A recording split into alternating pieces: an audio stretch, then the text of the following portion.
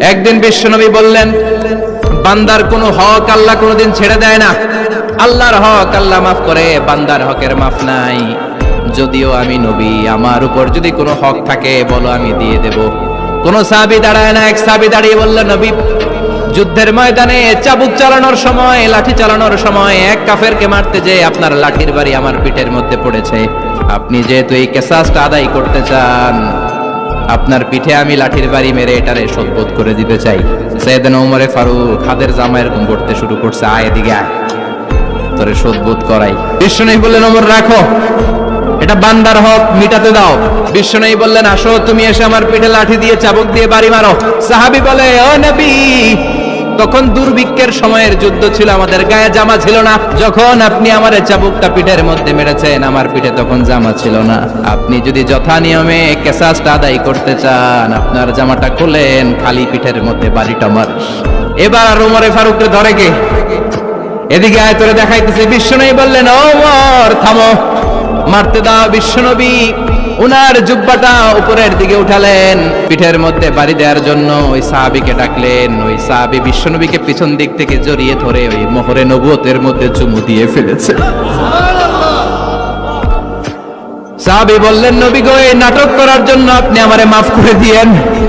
আপনি বিশ্বনবী, উদম গায়ে আপনারে দেখা যায় না, খালি গায়ে আপনারে দেখা যায় না। শুনেছি আপনার পিঠের মধ্যে মোহরে নবুয়ত আছে। অনেক দিনের সাধনা, জল্পনা কল্পনা, আপনার মোহরে নবুয়তে আমার ঠোঁটটা আমি লাগাবো।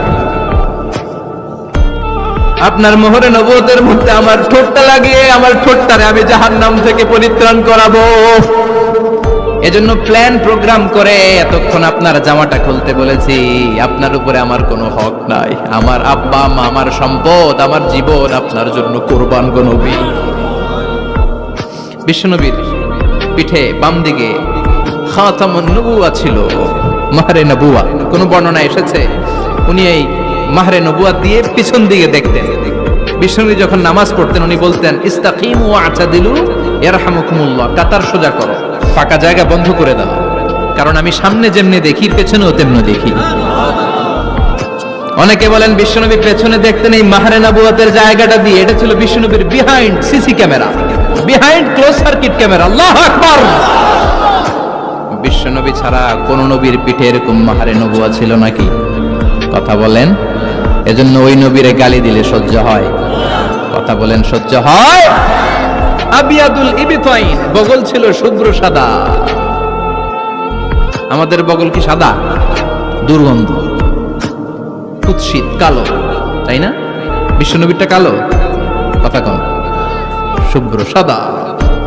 আমরা দোয়া করি এভাবে। বিশ্বনবী মাঝে মাঝে দোয়া করতে করতে, বৃষ্টির জন্য যখন দোয়া চাইতেন, আরাফার ময়দানে যখন দোয়া চাইতেন, দোয়া করতে করতে হাতটারে উপরের দিকে করতেন। বিশ্বনবী মাঝে মাঝে আবেগের চোটে এইখান থেকে হাতটা এই জায়গায় নিয়ে যেতেন। সুবহানাল্লাহ। বিশ্বনবী যখন হাত আবেগের চোটে উপরের দিকে উঠাতেন, বিশ্বনবীর বগল দেখা যেত।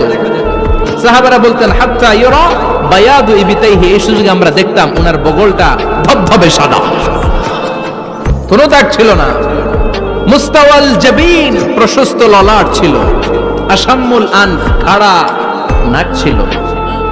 বিশ্বনবীর নাক কিন্তু বোচা ছিল না, এরকম চ্যাপটা নাকরে আপনারা কোম্পানিগঞ্জে কি বলেন?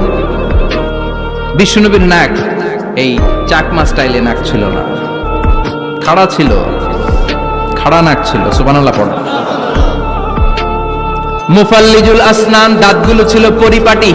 বিশ্বনবীর দাঁতের দিকে তাকালে, বিশ্বনবীর হাসির দিকে তাকালে মনে হতো হাসিতে যেন মুক্তা ঝরে। বিশ্বনবী দেখতে কেমন ছিল আন্দাজ পাচ্ছেন না মোটামুটি? এই চমৎকার দেহটা নিয়ে যখন আয়নার সামনে দাঁড়াতেন, বিশ্বনবী জোস জোস পোজ দিতেন না। এখনকার ছেলেপেলেরা বলে আয়নার সামনে দাঁড়াইয়া দেই জোস জোস পোজ, আছে না নাই? বিশ্বনবী জোস জোস পোজ দিতেন না। বিশ্বনবী আয়নার সামনে দাঁড়িয়ে বলতেন, আল্লাহুম্মা হাসানতা খালকি ফাহসিন খুলুকি, ও আল্লাহ, আমার চেহারাটা যেমনি আপনি সুন্দর বানিয়েছেন, আমার হৃদয়টারেও সুন্দর করে দেন। What a attitude, what an attitude! কি অ্যাটিটিউড ছিল ওনার! আমরা আয়নার সামনে সেজে পড়ে দাঁড়ালে চুলকে সাইজ করি, পাং করি, স্টাইল করে ডিজাইন করি। বিশ্বনবী সুন্দর চেহারাটা নিয়ে যখন আয়নার সামনে দাঁড়াতেন বলতেন, আল্লাহ আমার চেহারাটা যেমনি সাদা হৃদয়টারও সাদা করে দেন। কিছু মানুষ আছে চেহারা সাদা হৃদয় কালো, আছে না নাই? কিছু মানুষ আছে চেহারাটা কুচকুচে কালো অন্তরটা সাদা, এমন মানুষও আছে না নাই? বিশ্বনবীর ভেতরও সাদা বাহিরও সাদা, সুবহানাল্লাহ। আর এই সুন্দর সাদা দেহ নিয়ে আয়নায় দাঁড়িয়ে পড়তেন, আল্লাহ চেহারা যেমনি সুন্দর চরিত্রটাও সুন্দর করে দেয়। এজন্য আয়নার সামনে দাঁড়িয়ে এই দোয়ার দরকার আছে না নাই? পড়তে রাজি আছেন? মনে থাকবে না মাহফিল শেষ ভুলে যাবেন? মনে থাকবে? আয়নার সামনে আপনি যখন দাঁড়াবেন, আপনার স্ত্রী যখন দাঁড়াবে, আপনার বাচ্চারা যখন দাঁড়াবে, বলে দিবেন বাবা আয়নার সামনে দাঁড়ানোর দোয়া পড়ো। কত অসাধারণ দোয়া! পড়েন আওয়াজ করে আমার সাথে, আল্লাহুম্মা হাসানতা খালকি ফাআহসিন খুলুকি, আল্লাহুম্মা হাসানতা খালকি ফাআহসিন খুলুকি। এর মানে আল্লাহ আমার চেহারাটা করেছো সুন্দর, আমার আচরণ আমার চরিত্রটাও সুন্দর করে দাও। চিৎকার করে পড়েন আমিন।